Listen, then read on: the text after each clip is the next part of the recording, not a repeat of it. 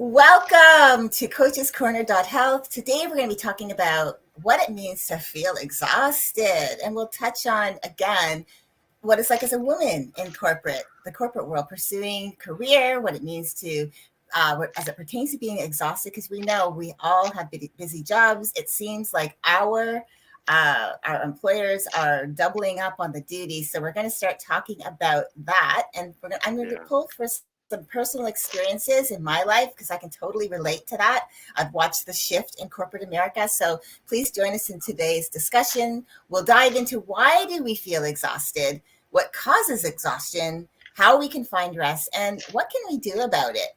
Hi, I'm Leslie Gadet, self-care specialist for female entrepreneurs and professionals who need to incorporate more self-care into their life and business so that they stay sharp, focused, and wake up with more energy and intention to tackle their daily activities with confidence. Andy. I love your introduction every time. Thank you, Leslie. I am Andy Lidstone. I'm the unconditional coach.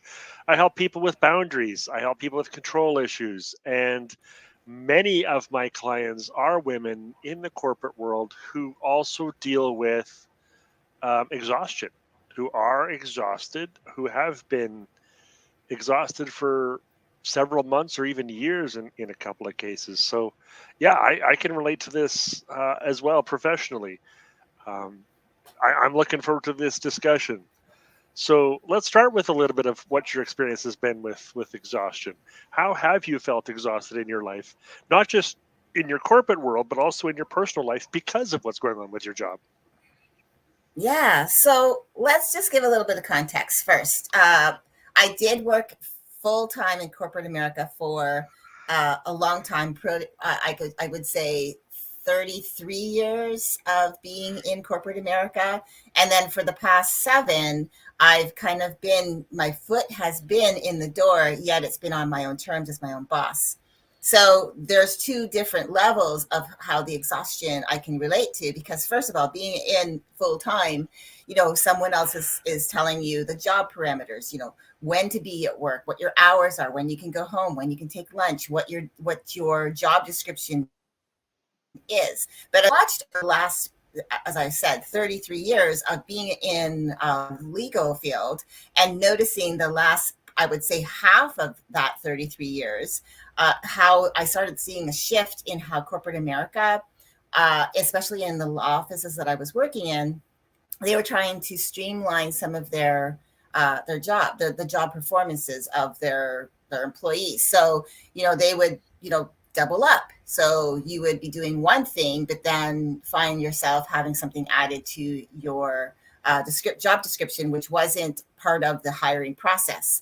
And what do you do in a situation like that? Do you say, no, I refuse? Because again, then they're going to find somebody who will do that. So there was and what I found was there was really no conversation around that saying, hey, look, this is what we're doing this is the company, what we've decided, we're going to streamline some things. This is what we're going to change some of the job descriptions, this is how it's going to affect you. And I think that was something that a lot of law firms that I worked in could have, really done better, because that would have helped with not feeling the overwhelm. Like we talked about overwhelm last week, which could lead to the exhaustion part. And that's because you're doing more. My mental capacity felt like it was on overload and was feeling extremely, again, the overwhelm, and then pushing myself, because it wasn't like I could take those mental breaks, which I think are really, really important. That's a really important self-care thing that you should do.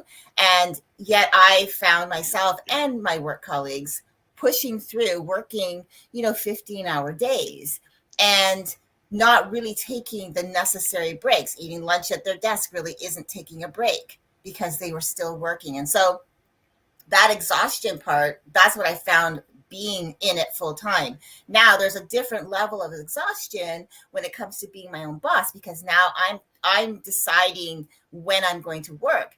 But with that comes a level of maybe not understanding like what does that even look like. I don't have a business background, so other than being working in for someone else. And so what does that look like being an entrepreneur, and figuring out how to make sure that I don't repeat the patterns which were again part of my job description, and now taking them into my own, like, okay, my own entrepreneurial journey, and how did I figure that out. And I found really in the very beginning stages, for the first couple of years, I was overwhelming myself because I was saying yes to everything that led to burnout. So there's like two different places that we can really touch on here, Andy, and I just wanted to give you that little bit of context around that before we really dig in. So did you Yeah. want to like respond to that first before we go any further? Yeah. Well, yes, please. I like that you brought up both context. Both working as a professional for someone else, then also working, as your own entrepreneur, and kind of being more in charge of your own time and energy.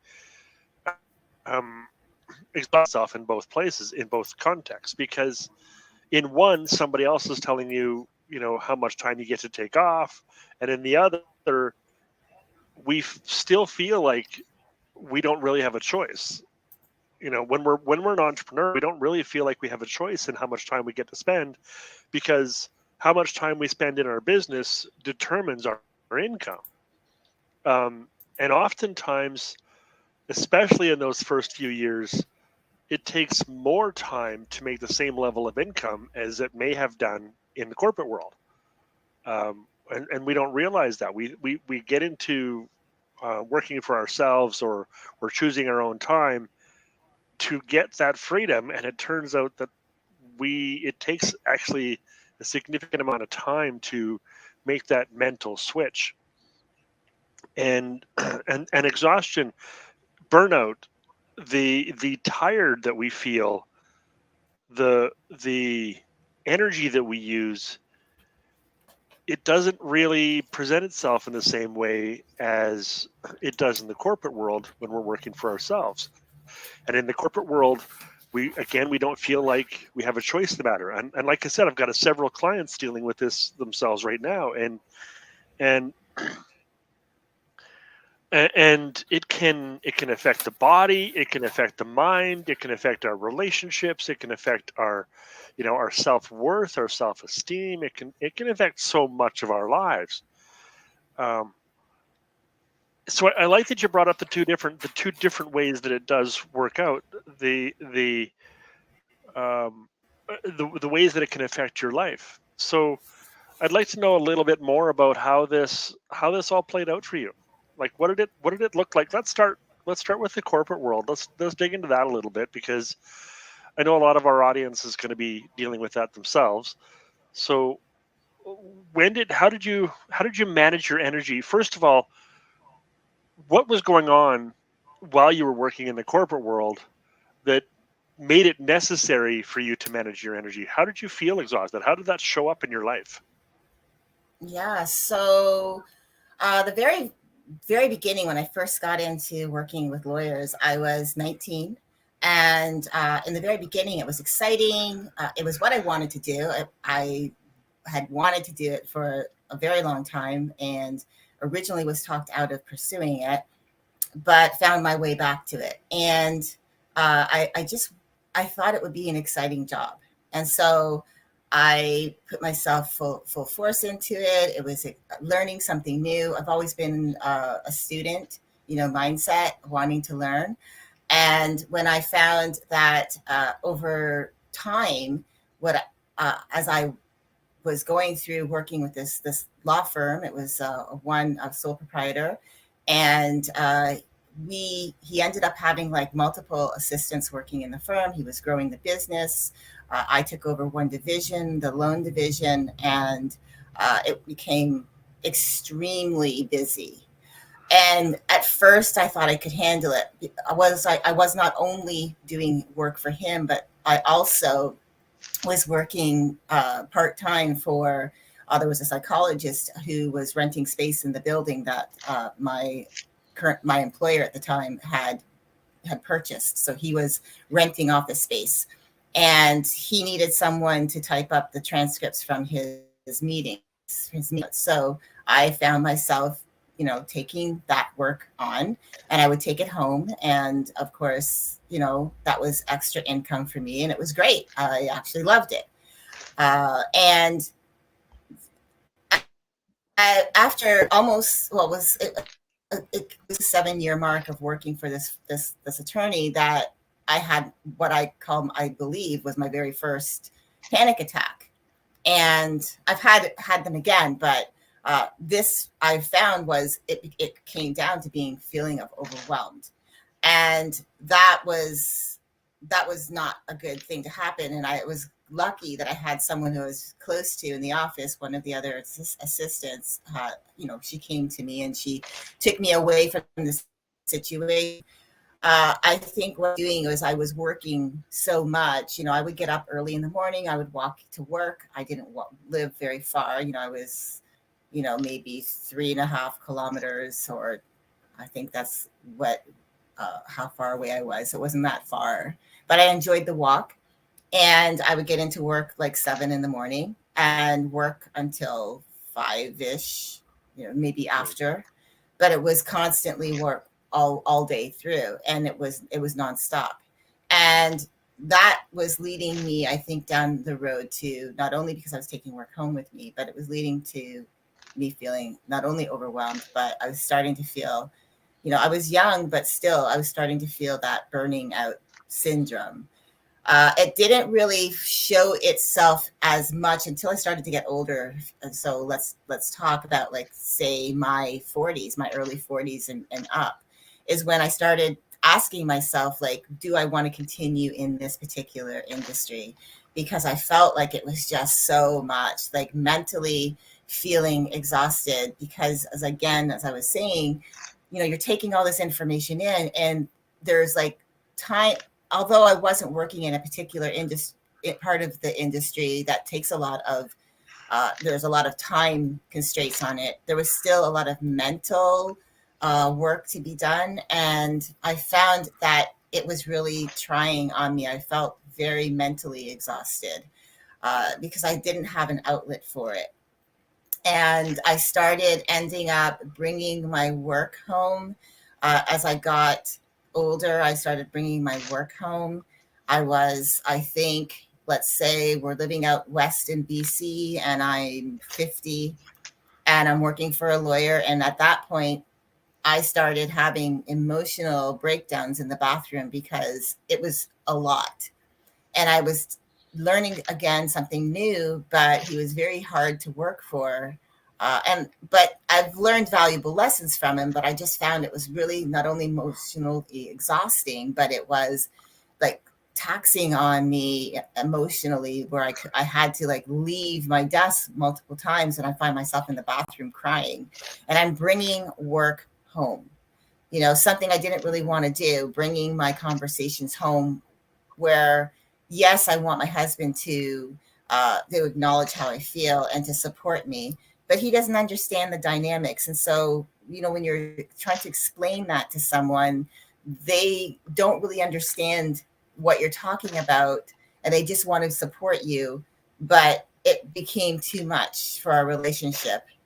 And Right. so what ended up happening is my husband actually made a call to this lawyer that I was working for, unbeknownst to me, while I'm on the train going to work. And I walk into the office, and my boss at the time, the guy I was working for, sits me down. He says, "Is everything okay?" And I said, "Yes." And I said, "Why do you ask?" And he said, "Well, I spoke to your husband this morning." And I was mortified. Right. But also at the same time, my husband had no other outlet for him. He felt the best way to support me was to call and tell this person that, I've given my wife permission to walk away from the job because Right. this is too much. And so he started recognizing it. And that's when I realized, okay, I've got to start figuring out how to manage my time, manage myself. So I did find a job that I did love, but we ended up a few months later moving to the States, and another part of my journey began there. We can I think this is enough context really to give you an idea, but it's just my story is long. I've had many different positions working for different law firms, and that's just because we've chosen to not just stay in one place and pursue a career. I pursued my career in different places around the country, around Canada and across the US. And that's been my choice, not because I was uh, what do you call that? Jumping from job to job, but it was because I was moving and living my life at the same time. But that's kind of I guess I hope that answers your question a little bit. Yeah. And it did affect your personal life. Like you said, your husband noticed, and to the point where he took it upon himself, your boss. Significant. It does tend to affect lives personally as well as professionally. Um, how did it affect your job? Like, how did it affect your work quality? How did it affect your perspective of your job? How did it affect how you approached work? Yeah, so I think what I did is I did a great job. I mean, I found that I've Obviously. always been that person to make sure that even leaving that position working for that lawyer, I made sure that the desk was set up in a way that anyone else sitting there would feel confident to be able to step into the role. But what I found was when I did move down to the US, this was a whole other animal because I ended up actually finding a job working for an abusive employer, meaning he was emotionally abusive towards myself, and not just me, to other people in the office. I didn't leave that job for 8 months until 8 months later because I needed to get some tenure working in the States again. I had been gone for a few years. And so what I ended up doing was after, it affected me because I started, I thought, okay, I'm going to try this. I put my all in. I'm not a quitter. I wanted to really make a go of working for this person because I've worked for difficult people before. And maybe this is just, a learning curve. But I did find after that 8 months came up that the emotional abuse was something that I wasn't going to ignore any longer. So I ended up leaving. That there was a lot of detoxing from that because it took me. So I left at the end of January 2016, and 2 months later, I found working for this law firm in La Jolla, California, which is the same firm that I'm now supporting in a different capacity. When I first started working for them, there was this detox that I had to get rid of some of the patterns that had been forced upon me, which was asking permission to send emails to, I've been in the industry for multiple years, and, this person really like played a number on me as far as, running by emails, but then not taking the time to go over the emails with me so that I could send them and respond to his clients, and then having to then be berated because the responses to his clients weren't going out. So this was the game that he played, and I had to unwind from that. I had to detox from that, and that was mentally and emotionally draining. It didn't play as big a part as my husband at that point. He's very supportive. And when I told him I'm leaving this job, he was very happy and he supported me. And I found another position, and, he's always been supportive. But this time he allowed me to do it my way and just supported me as I did that. But it did affect my until back into the groove of it. But yeah, the relation, the job performance, not necessarily the quality went down. It was more of the confidence. Am I doing this right? Mhm. Second guessing and asking questions. Is this right? Is this right? And not really. leaning on the fact that I knew what I was doing. So that's partly how, not only like the emotional, I felt like I was being emotionally abused, and he was doing it in front of other people. And I think that was when the last straw came, when he finally brought me into the office with another lawyer and his office manager at the time. And he did that again. And that was like, that's it, I'm done. And it, what I found out later, was that um, he did turn on his office manager and then did the same thing to her. So this is a pattern of his, but it was Right. something, and that was just something I had to learn from. And I'm sure there are people in our audience who are watching this now or watching it back that probably can relate to having that, because it exhausts you mentally. Like, you're always second guessing, you're always trying to make sure you're doing things right. But unfortunately, when you work for someone like that, you're not. So, that's partly how that affected me. Yeah. Yeah. I've got experiences with clients who went through a lot of the same stuff and didn't have the support of their spouse. Their spouse said, "Look, you just got to suck it up and take it. We can't afford for you not to be working right now." We did. I've got several clients who were single when they went through this and didn't have the support of anybody. They were like, if I quit this, I'm done. I don't have an alternate position. I don't have another job to go to, and because I'm exhausted, I don't have the ability to look for another work. Like I don't have the time and energy to look for more work. So I've got clients who felt trapped, and that just led to even more exhaustion. I've got one client who was so exhausted that her body started to break down and she just wasn't able to do the work anymore.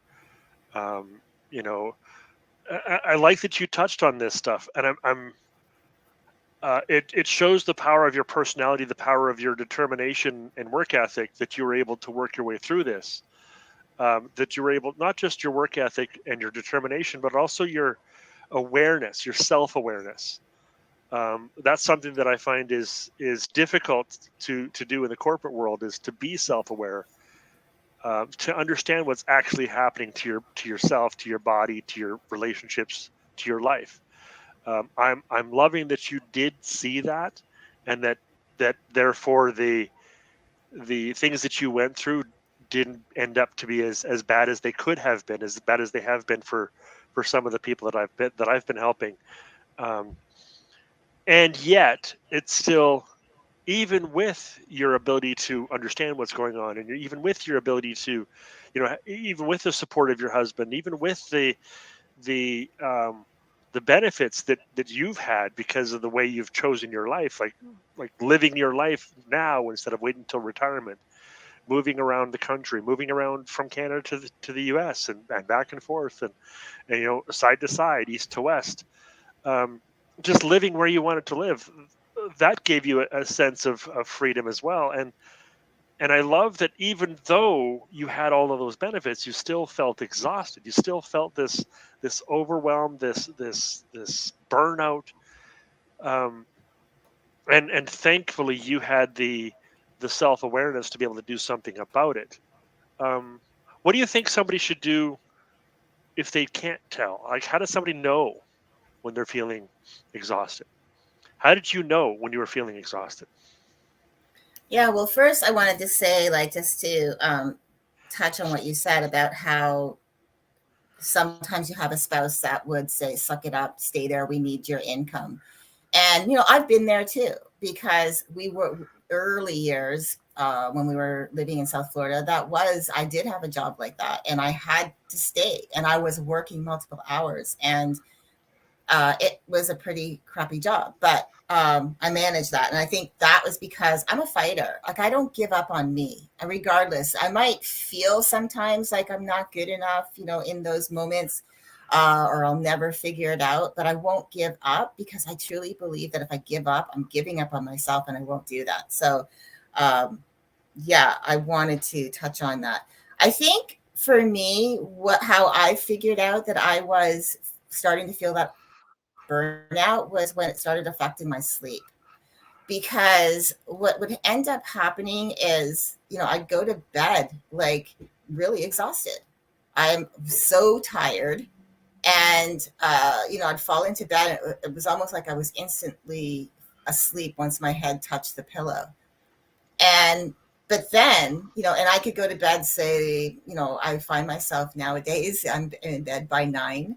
And that's just because, I like my rest and I think it's important. But I would find myself in bed, and then maybe 3, 4 hours later, I'm woken up, and then my mind starts to race because I'm thinking about.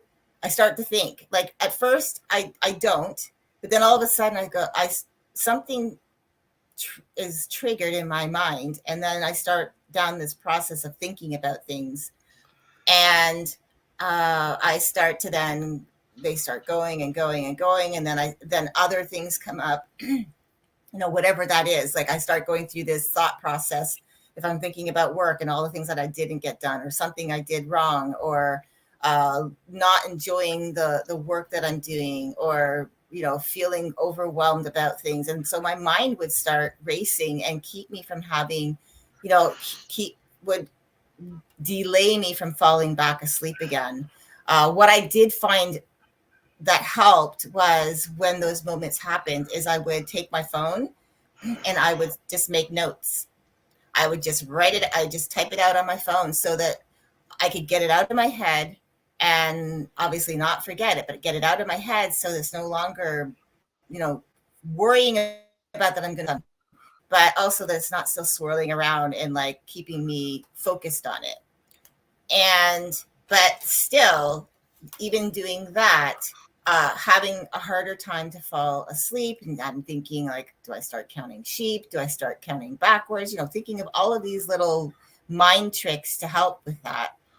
And finding myself maybe falling back asleep around 4:30 in the morning if I could. Um, and then because I'd be woken up at like maybe 1:32, and then I'm awake for a couple of hours. My mind is spinning out of control at times, and or had been. And so, then maybe falling asleep exhausted with maybe 35 an hour left in my sleep cycle, knowing I had to get up again to get back at it again.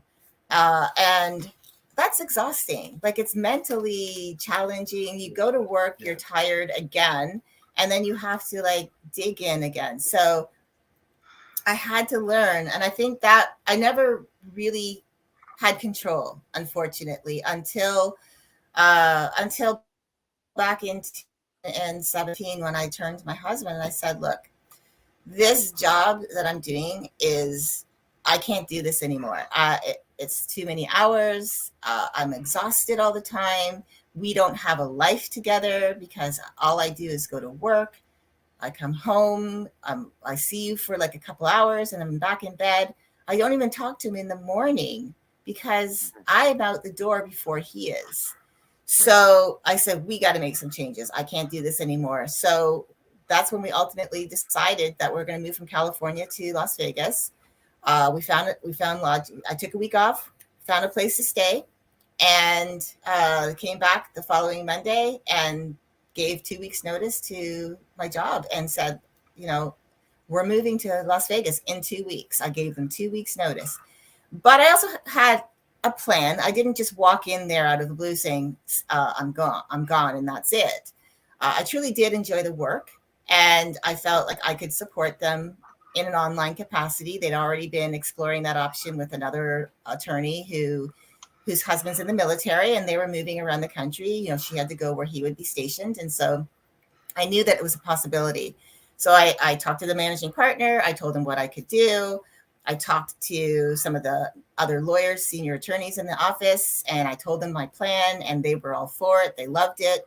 So, I made sure that I had people supporting me in the office to support my choice, my decision, that could then allow the managing partner to feel confident, yes, this is something that we could explore. So he said, write out something to, sort of like a contract of all the things that you can do. and send it to me, and then we'll formally write something up.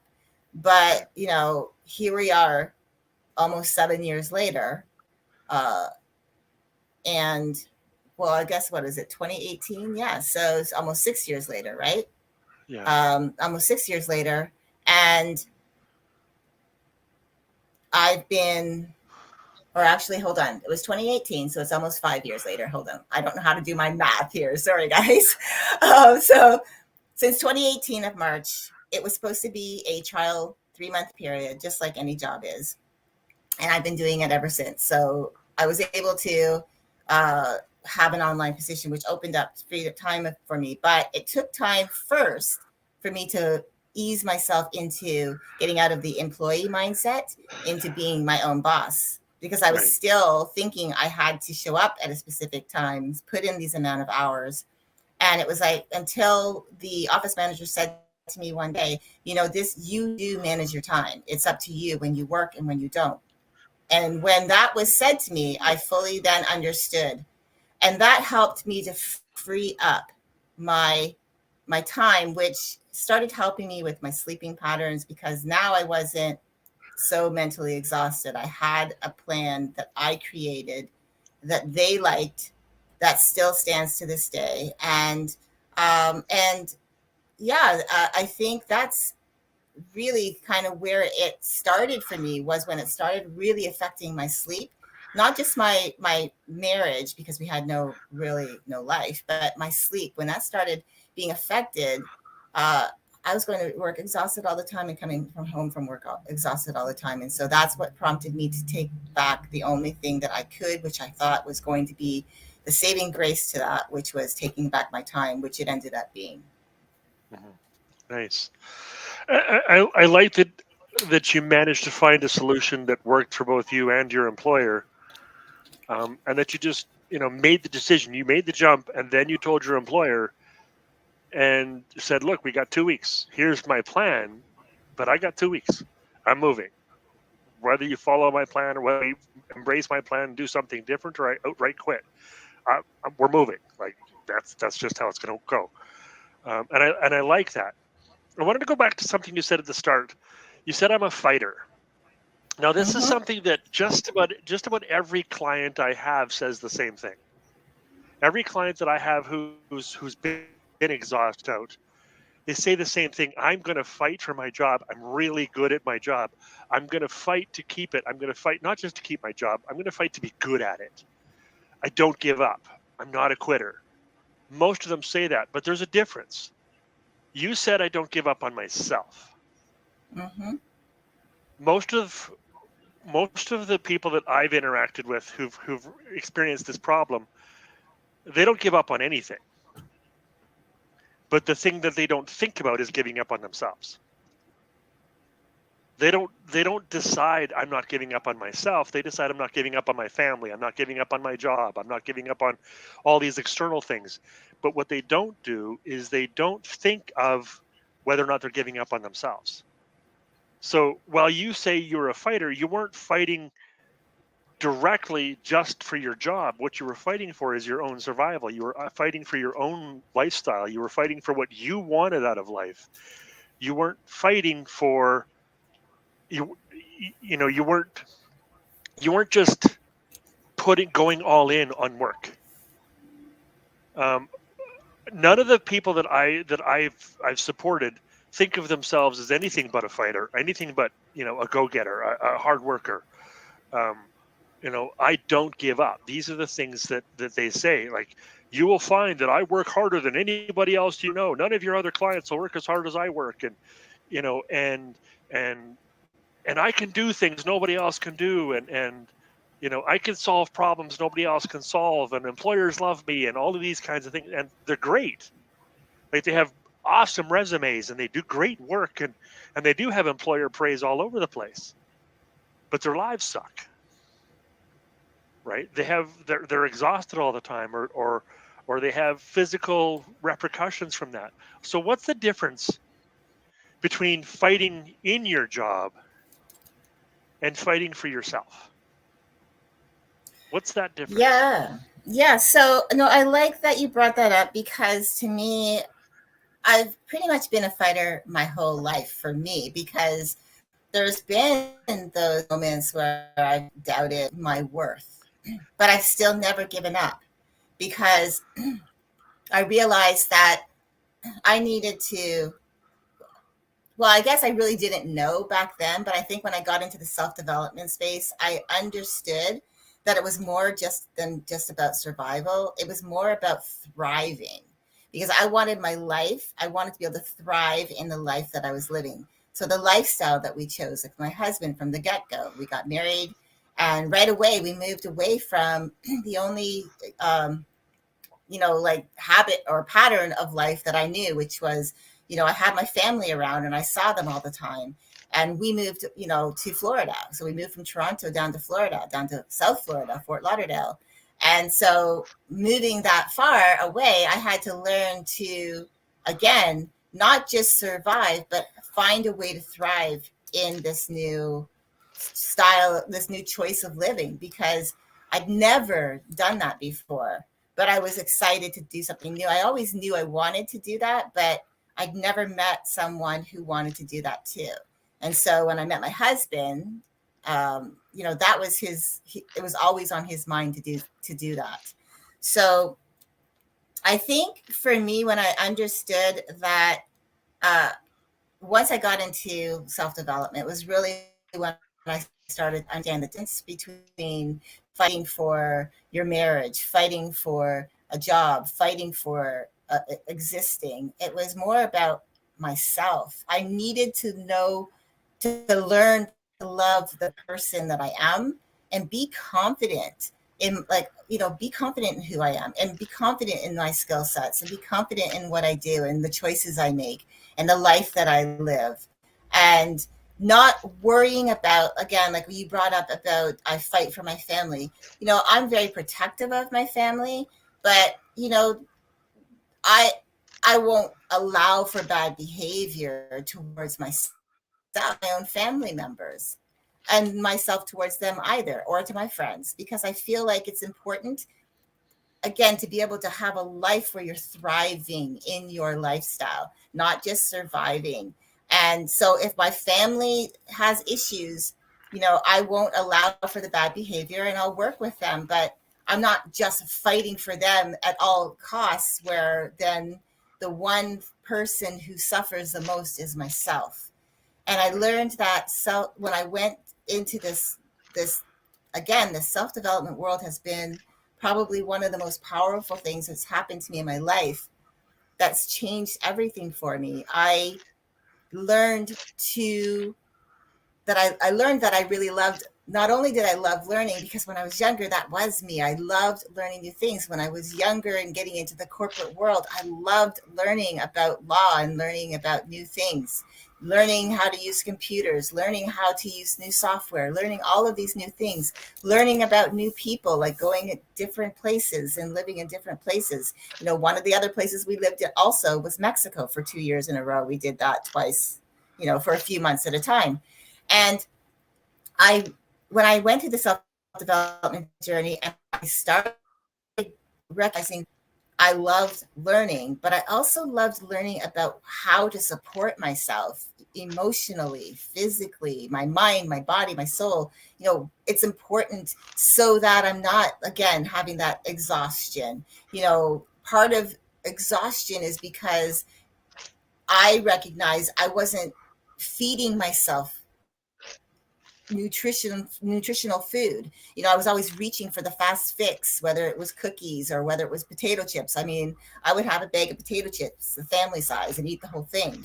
And that would be my lunch, doing things like that, or eating a really high carb lunch and then I had that crash because and especially knowing that I had a lot of work to get done that afternoon. And if you have your body isn't, if you don't feed yourself, especially when you have those important projects, and you feed yourself with things that are not going to support you, you're going to find that it's going to be really hard to concentrate, to focus. And so for me, it I learned to be a fighter for myself in the sense of I want to take care of my body. I want to eat right, knowing that I have, if the job that I was doing at the time was super intensive. And so I made sure that I ate healthy. I made sure I took breaks. It was something that I knew was important. And Right. and it was because and it wasn't about fighting for the job, it was fighting for me so I could do my job, so I could Right. be the best that I could. So it wasn't just about survival. It was less about survival than it was about thriving. And to answer that question, like with some of the clients that you have where they talk about, they do a really good job, the employers like me. Listen, I've got lots of accolades, tons of that I've received from attorneys, some of them who've said, I've been the best assistant they've ever had. And that's great. But in reality, nobody is indispensable. One Right. day your employer might say, you know what, I'm shifting things, and your job becomes obsolete. And unless you are willing to pivot to learn how to stay relevant in how the changes are being made in the company, they're looking at their overhead, they're looking at their bottom line, they're looking at their future of their company, and they'll take the employees with them who have that mindset. Let me learn how to be able to acclimate to this new vision that you have. And so, like I said, it became less about working harder. Like, I understand, like, that work hard, uh, play hard is not something that I actually uh, really believe in. I believe that work smart, and then you have time to do all of the other things in life that matter to you, and having your relationships, especially the relationship with yourself being the most important one, so that everyone in your life, including your significant other, your children, your friends, your family, your work colleagues, they get the best of you because you look after you first, and it's important to you. So that's, for me, what being a fighter is all about. Right. Right. Yeah, and that's kind of what I was going at, to speak to what you said a few minutes ago, as far as being able to pivot when your employer changes their perspective or changes their, their outlook or whatever. When they change your job description, or maybe they eliminate your job, being able to pivot like that. I've got a couple of clients where that was part of their problem, is whatever their employer asked them to do, they would jump all over it and be very good at it. They'd be the best in the company at it. And so, they did change jobs a couple of times. They did, switch and pivot and do all the things. But the thing that most people are missing, I think, that run into this exhaustion, is that part of fighting for yourself, that part of looking after yourself, that part of, yeah, the job's important, but I'm more important. It's not about doing the job to be the best that I can be, because being the best that I can be at my job is just a job. Sure, it might be my career, it might be the thing that I'm trained to do, it might be my dream, but it is just, in the end of the day, they don't care who I am. As far as I like you said, I'm replaceable. Everybody's replaceable. Um, the only person that's really going to be affected by that is myself. The only person that's going to live with me at the end of the day is myself. And what I think one of the key decisions that you and your husband made uh, a long time ago is that you don't want to wait until retirement to live your lives. So when you say I wanted to thrive, and it's not good enough to just survive, you didn't want to work your working years to save up the money to then go do life when you're 65, or 55, or whatever the retirement age was going to be for you. You decided you wanted to live while you were earning an income. So you chose not to sacrifice your life in order to have the job, in order to make the money, in order to get the accolades, in order to be good at your job. You discovered a way to be good at your job and still have a life. And this is, I think, the key difference that a lot of people don't understand, that a lot of people miss, is a lot of people think they can be good at one thing, but you were good at several things. You weren't just good at your job, and you are really good at your job. There's no denying that. I mean, having worked with you just on this YouTube channel and a couple of the other projects we do, never mind law, never mind in your corporate job, I can see your work ethic. I can see the quality of work that you do. So there's no denying that you do great work. The difference, I think, for you is that isn't enough. You're not just trying to do great work. You also want to have a great life. You want to have a great relationship with your husband. You want to have a great relationship with yourself. You want to feel great. It's not enough just to be okay in all those other things and have a great job. It's not enough for you to be just, like you say, surviving in all these other areas. Maybe because a lot of my clients do feel that like I'm thriving in my job, but I have a crappy life. I don't have a life, right? So I think that's the difference with you is you decided that thriving in my job isn't all I want. I want to actually have a life as well. And I think that's the key difference for a lot of people. I think that's one of the biggest takeaways I think from your experiences in this conversation that I think our audience could really use. It isn't about just being good at your job. It isn't about just being good at the thing you're doing for your employer or even for yourself if you're self-employed. It's not about that. It's not just about that. It's about also being good at myself, being good at my relationships, being good at the things that I want to do that are not work, paying attention to these other aspects of my life too. I think that's where a lot of the self-awareness that you've kept over your lifetime, the experience that you've put in, the effort that you've put in, the fighting that you've done has been not just to be good at your job, but it's been you've been fighting to be good at being you, whoever that Yeah. is. Yeah, I mean, Right. if I can wake up every morning with more joy, uh, being grateful for the life I'm living right now, that's my, thing that I do every day is I do wake up feeling great about another day that I get to like walk into that I haven't even decided 100% everything that's going to happen. And that's kind of cool. Yes. I'm not that person who max out every second. It's not me. My husband is the same. When we go on vacation, we say yes. There's a couple things we do want to do. Those have set times, but the rest of the time, it's like let's just live and explore. Let's enjoy our time. Let's enjoy life, and I think that's what's really important, and why I feel like why taking back that aspect of my life, which was so important to me, which I didn't even realize I could do, but my time, it became a necessary thing that I had to do. If I didn't, I had no choice. I was backed into a corner. And like I said, that was when I came out fighting for me because I knew it was, it was now or never. And so that was really Right. what happened with me. Yeah.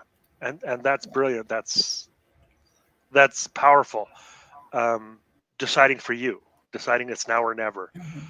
That's what it's all about because we have one life to live and we can give it to our employer or we can share it with that person, with our employer and with our spouse, with our family and with ourselves.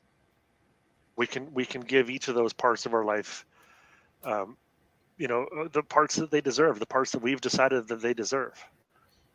Um, that was a key component for me as well in my joy and happiness was to discover that yeah, I want to be good at my job and I am good at my job, but that isn't enough Mhm. for me. I want to be good I want to be good at being me. I want to be a good father, a good husband, a good friend. I want to be a good coach, a good person, a good man. I just want to be good at all the different things that I do. And that's not because I'm a perfectionist and just want to be good at everything. That's not it. It's that if I'm going to choose to do something, I want to be good at it. And that requires me to reserve some of that energy.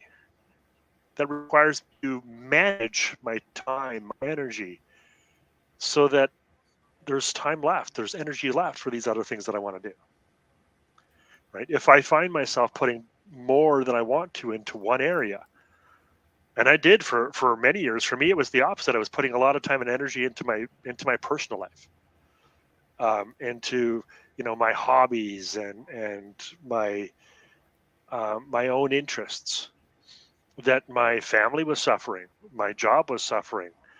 Right. So sometimes we do focus heavily on one area of our lives, and for in the case of exhaustion, especially in the corporate world, for most of us who feel that exhaustion in that factor, we've put all of our eggs in one basket. We've put all of our energy into that one characteristic, that one aspect of our lives, and it doesn't return in the same way. It doesn't pay those returns. Sure, you might have a good income, you might be really good at your job, but what is that costing you? Mm-hmm. Like, what are you losing to get that? And this is what I like about your story is you chose that there wasn't anything you were willing to lose to get that. You can be good at your job. You can be great at your job and not lose you in the process. And that's what I like about your story is that you each step of the way, when you did run into some obstacles, when you did run into burnout or overwhelm or different or abusive employers, each step of the way you decided there was a process, you decided on a solution, you figured out some way that you didn't have to give up your life for this person, for this job.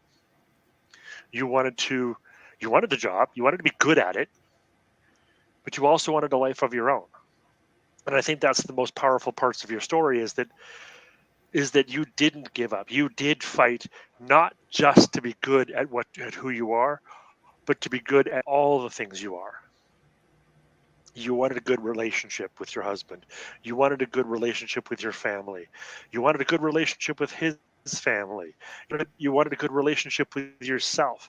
You've done your best to be good at all of these things, and most of them you've been very, very successful.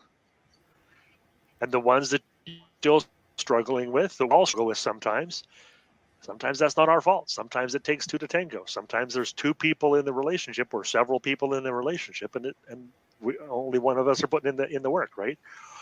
So this is where you've had to switch jobs, when you've had employers that wouldn't put in what you were putting in, that wouldn't give back what you were giving them, when you've had different family members that weren't giving back what you were giving them. We've had to choose, and we all have to do this. But the end result is the cure for exhaustion. The preventative measures for exhaustion is by looking at all the aspects of your life, making sure you put energy into you first and anything external afterwards. Right? And I love that Yeah. you've done that. I love that your story portrays that. Yeah, thank you so much. I appreciate that. I think like you did say, like you have to decide like what's more important to you. I think if you ultimately, I think honestly, and I think it's probably really hard for people to wrap their heads around this, but really choose you first. And that way, Yeah. work on you first. Because when you do all of the work on yourself, you become that version of yourself where you really have learned what it means to love yourself. You're happier, you have more joy, you're more grateful, and you go out into the world, and that's the person that goes out into the world, and everyone in your life gets to experience that person. One of the things that I did want to touch on before we end our talk today, because we're coming up on the hour, is when you're in the corporate environment, even if you're in the entrepreneurial environment, this is something I think is really important. That two things that I want you to really take away and listen to, and this will help you, especially if you're working in the corporate environment where you're in a set position, you have your hours, your job parameters, when you go to work and when you go home. Make sure in that day that you take daily mental breaks. This goes for both being in a entrepreneurial as well as a corporate position. Take those mental breaks because you need to give your brain a rest. All you're doing is just overwhelming your mental capacity. and you won't remember everything, and Yeah. you'll be emotionally and physically, it can actually manifest physically, like you said about your client, and so you want to make sure that you do that. The second thing part to that is this too. I have a ritual, a habit that I've just taken on as my own, that I've decided every single day at the end of my day of working is I have a hard line where there's no more social media, where there's no more emails, there's no more messaging, and that's at 7 p.m. Eastern every single day, Monday through Friday. And that's a rule I live by. So that means that everything, it's not that it's going to disappear. It'll still be there tomorrow if something comes in at 7:01. But I choose that that's the time where I'm devoting that time to my family. Now, it's usually I stop at 6 and I'm going out and having dinner with my husband, and we're starting to wind down for the evening and connecting. But the last time I will look at my phone with my social media, if I so choose to do that, is 7 p.m. or I don't my emails. I'm done with them once I sign off my laptop. Right. But I'm Right. looking at my social media for the last time, if I so choose. And beyond that, it's done until the next Yeah. day.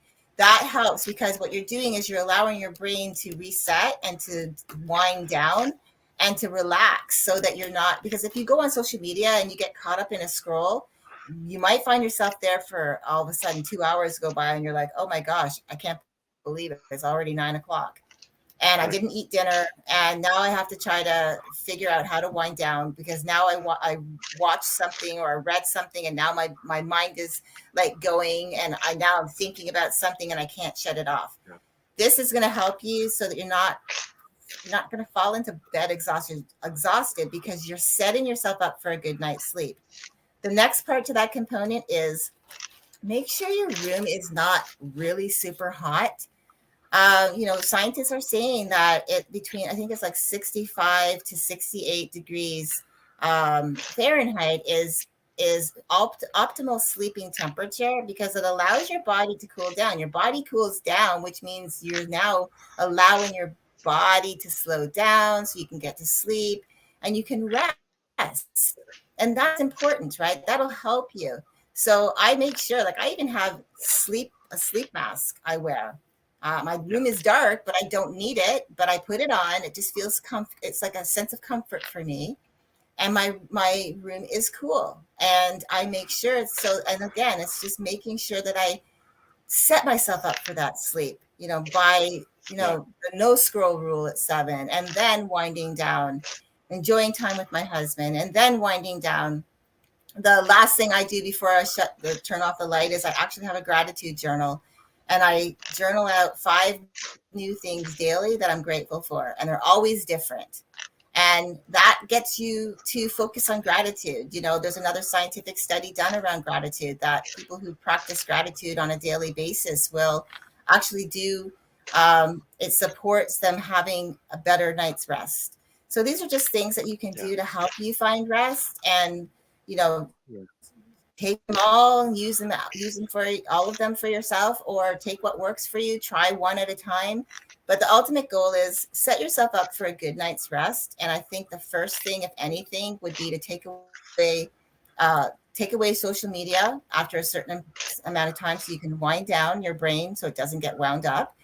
And then also the second, I guess one part I didn't say was make sure your phone is on silent, so it's not buzzing with messages throughout the night, especially if you have it by your bed, which I do, because sometimes I still do when I'm in the creative mode. I'm working on things. I will wake up all of a sudden out of the blue and have an idea, but I put it on my Yeah. phone and then I can go back to sleep.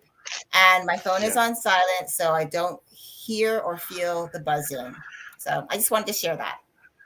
Yeah. Yeah. One thing I wanted to touch on before we end this idea of taking breaks throughout the day. There has been studies that say that people who used to smoke uh, were um, mentally and emotionally more stable because they would take smoke breaks throughout the day. They'd leave their desk or their job or their work. They'd go out off site. They'd go outside, or they'd go, wherever the smoking area is, and they'd go have a cigarette. And they would take that 5 or 10 minutes to have a cigarette to have a mental break from their job. Maybe there'd be a couple of other people out there in the smoking area, and they'd chat with them and socialize with them. So although they were physically harming their body, which we all know that's the case, they were mentally happier. They were mentally more stable, emotionally more stable, because they were taking those several breaks throughout the day. And as we quit smoking as a world, as a society, more and more of us are finding this exhaustion, this burnout, this overwhelm, because we're not taking those breaks. Right? Even those of us who never did smoke, we still used to take breaks because we'd find all of our smoking coworkers would take breaks. We'd like, well, damn it, I'm going to take a break too. We don't do that anymore, right? And that's, I think, the one thing we're missing. And same with the cool down at night, like the shutting everything off, the disconnecting, whatever that looks like for you. Each of us does that, and it's also important. So I love that those final few tips, because they're scientifically proven. They're effective. We both do them. They're quite effective. So yeah, I agree. Do those things. Thank you Yeah, for sharing that. yeah, you're welcome. I did want to say one last thing about taking a break too. When you take your mental breaks, taking a mental break does not mean you turn to your phone and put social media on and start scrolling. That is not a mental break. So a mental break means a break away from anything that you're consuming, walking away from it, taking, like you said, years ago when some people still smoke. So, but those people who were going smoke breaks, they're not on their, well, today they might be on their phones, but before there was no phones, they would be taking an actual break away from everything. Yeah. So it really is learn how to walk away from anything to allow your brain to actually take a pause from consuming information. And that includes your social media. Do not do that. Even if it's only 15 minutes, 10 minutes, 15 minutes, that's great. Because you're allowing your brain to reset. So I just wanted to add that in. Yeah. This has been awesome. What a great conversation we've had today. Yes, it has been. It has been a Enjoyed it. brilliant one. Yeah, me too. Thank you, everybody, for listening, for paying attention, for watching. Please like this video if it's been helpful to you. That helps YouTube. Send it to other people who it might also be helpful for. Subscribe if you want to hear more of this content. You get notifications for when we go live on Saturday mornings. Hit that notification bell so that you get those notifications, and share this around to anybody that you think this might be helpful for. Anybody else who's dealing with exhaustion, anybody else who's in the corporate world and might want some help. Let anybody that you think this could be helpful for, let them know, and share this video around. We thank you for your participation. We thank you for your attention, and we really do hope that this has been helpful for you. Thank you a lot. Yeah, definitely. Thank you so much, Andy. It's been a pleasure talking with you today. It has. Thank you very much, Leslie. Yeah. We'll see you All right. see you next Everyone, time, everybody. have a great week. We'll see you soon.